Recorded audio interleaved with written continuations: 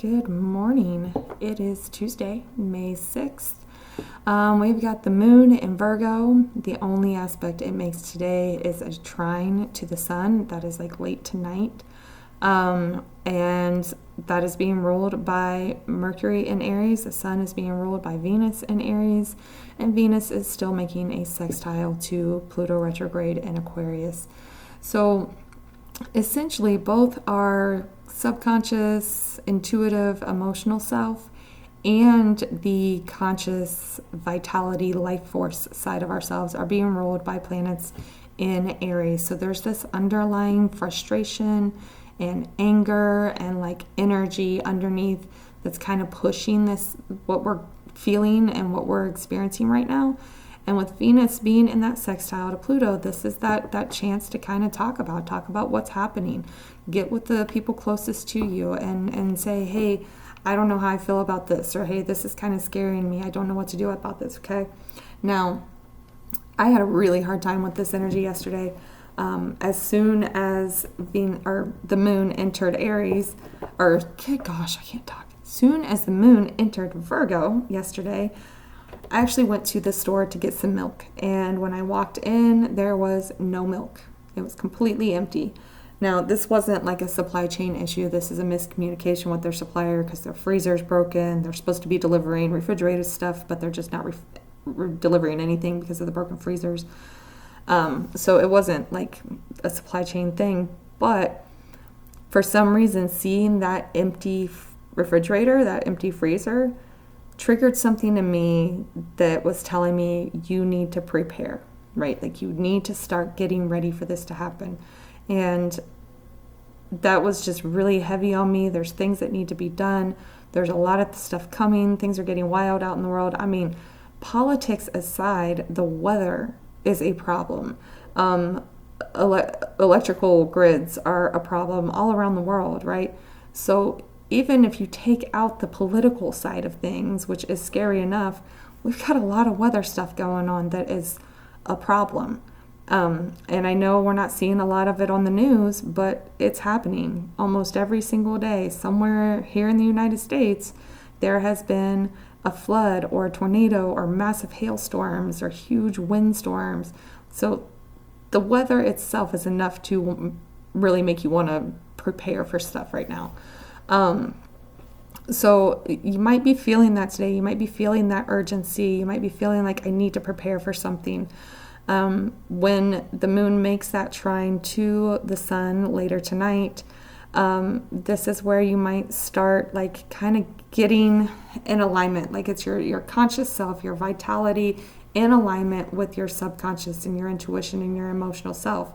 So this is essentially like the god and the goddess speaking to you, to each other in like a wide open manner. Okay, so we have the god and the goddess getting in alignment with each other, wide open communication. This is showing you how to use your natal energy in this moment, right? So wherever your sun is, we're going to exhibit that energy, that light, that shine, that vitality in a grounded, calm manner. It is going to address things like survivability and comfort and security. We're going to be using that moon, that intuition, that is that goddess within you. We're going to be using your natal energy, that for me it's Cancer, right? So that nurturing energy in a planning way.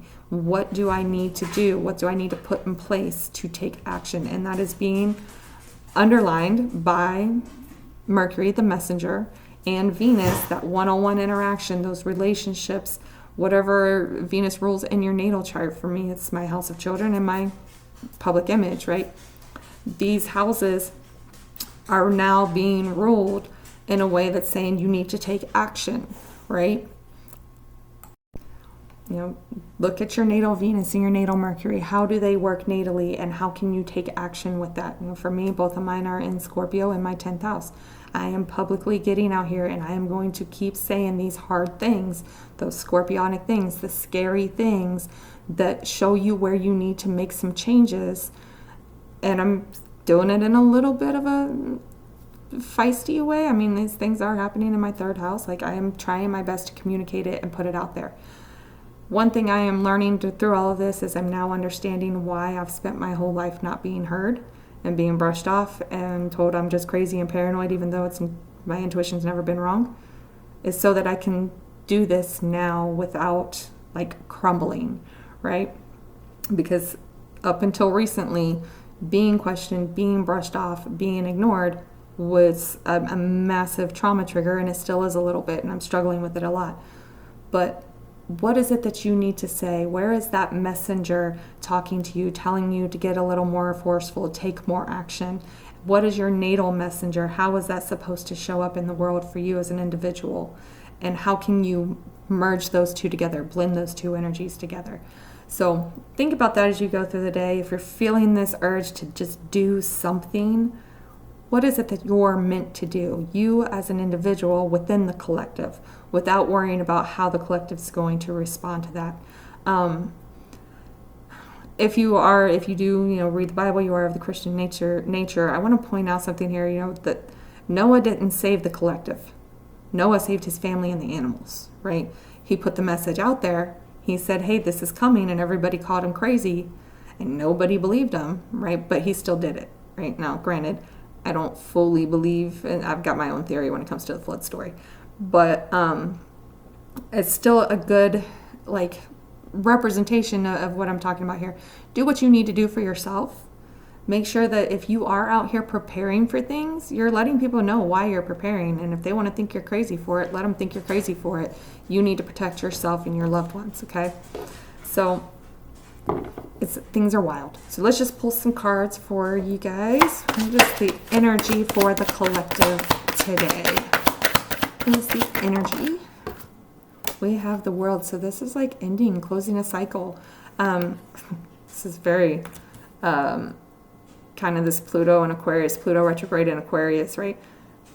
We're being shown things. We're being shown where we need to end things so that we can start new things. We're showing where this cycle is closing out and it is time to start new. Very Aries, you're starting new, that trailblazer kind of energy here. So there is kind of this, the World card can actually be a little on the doom and gloom side, to be honest with you, because it's just this feeling that things are coming to an end, whether you want them to or not. Okay, what does the collective need to focus on today? Collective need to focus on today. Oh, we got the Emperor and Temperance. Ooh, I actually like this. Guys, 3 major arcanas right in a row here. So the Emperor, that's standing your ground. This is Aries energy, right? This is that being the king kind of energy, standing your ground, defending yourself, defending your space, defending what you've built, right? And then this Temperance, this is like finding the balance in the ugly things. This is very much going, okay, things are collapsing. What can I do with this? How can I turn this into something? How can I transmute this energy into something positive? Look, we've got to pull our head out of thinking that positive means it feels good, okay? I saw something this morning that irked me to no end when I saw someone talking about Neptune and saying, if it makes you feel fear, then it's a delusion. Babes, fear is a survival tactic. So it's a natural instinct to tell you, don't do this thing because it'll hurt you, right? Like, fear is a good thing, and we've got to start embracing that these things that we've decided are bad are not bad. Fear is valid. And if it's making you scared, pay attention to that. That's your intuition telling you something. Anytime you hear a creator talk about, oh, just take what resonates. If it lowers your vibration, then it's not for you. Stop. We've got to face reality here. And this is that time where we go, okay, things are happening. I've got to do something to prepare. How do I take this fear, these things that are happening, and turn it into something useful? Turn it into something that will protect me moving forward, okay? What to avoid? What does the collective... Oh, King of Wands. Look, King of Wands is a happy-go-lucky guy sometimes. And this is exactly what I'm talking about, covering up the fear with just everything's fine. Let's just go have some fun. Just ignore it. It'll pass. We don't want to do that. We've got to make sure we're facing reality. Now we have the sun and the moon, both in these earth signs. We've got to get grounded. We've got to pay attention to reality. These are very reality-based signs, and we've got to make sure that we are not avoiding that. We're not bypassing. Bypassing just hurts you in the long run. You've got to deal with it now, okay? So make sure you're not going, ew, I don't like this. Let me just go have some fun instead, okay? Bottom of the deck is 4 of Wands. So like there's this underlying energy here of, I'm going to get my own, right? Like 4 of Wands is a celebration. It is like a little bit of a party kind of energy, but it's got traditional decks always want to call it like a marriage card. It's not really. It's really not. But it is about just like kind of celebrating things going well, things coming in, right? So there's this energy of, okay, something seems like it's giving, right? This is that feistiness, that fieriness that we're having with that Aries energy, especially that Venus in Aries. Make sure you're not making questionable decisions because you're uncomfortable. Don't jump into things with people. Don't jump into relationships and commitments with people because things are feeling uncomfortable, okay? Really, there is this like underlying Aries, let's just have a good time energy. Don't let that distract you from reality. Okay, clarifiers for the world.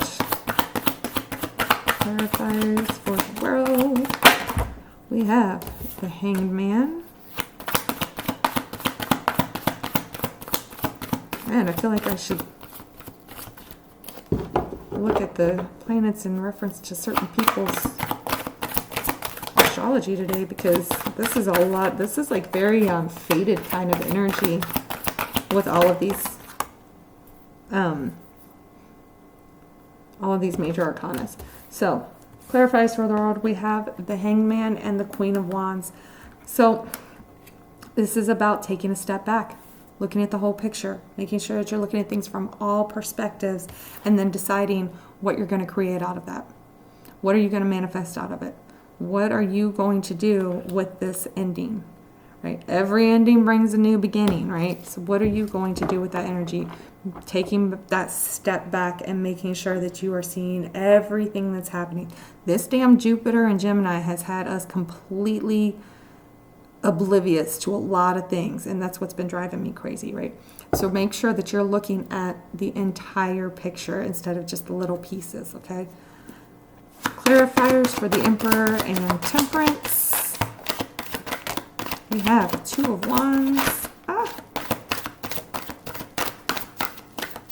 This is really giving me this energy of like the fear kind of lighting a fire under you, right?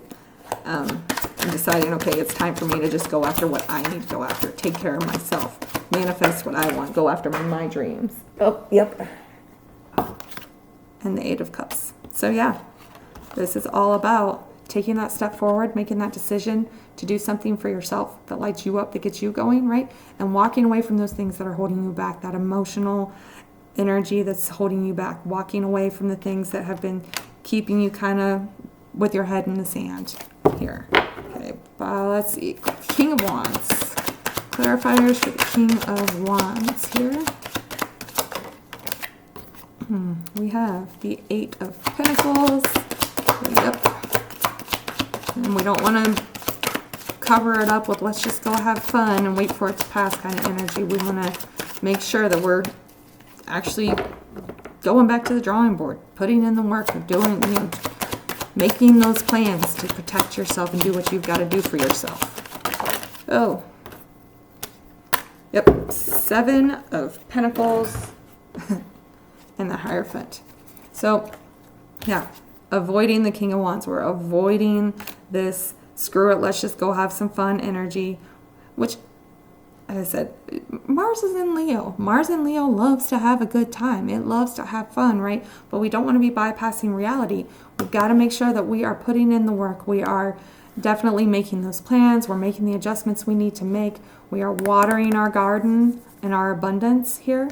And we're listening to our guides. There's kind of this energy here of like, we can't keep doing things the same way because everything is changing, right? Like, we've got to accept that doing things the normal way, that we've always been taught that this is just the way things happen.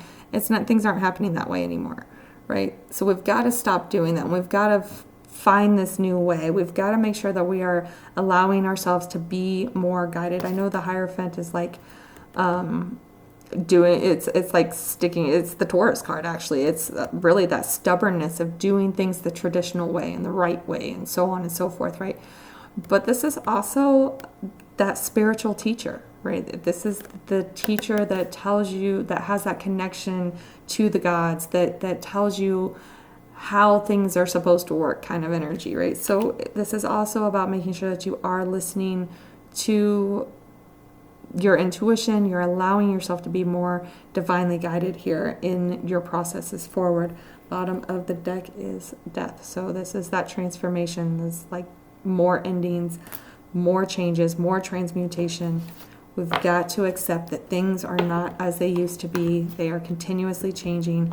Again, politically, obviously, things are getting ugly. But my concern right now is, quite honestly, the weather. I think that's going to become a bigger and bigger problem as time goes on. And we've got to prepare to not have electricity, to not have access to, stocked food shelves. I mean, obviously that's political, but really make sure that you're in a good place to take care of yourself if you happen to lose certain resources outside of you.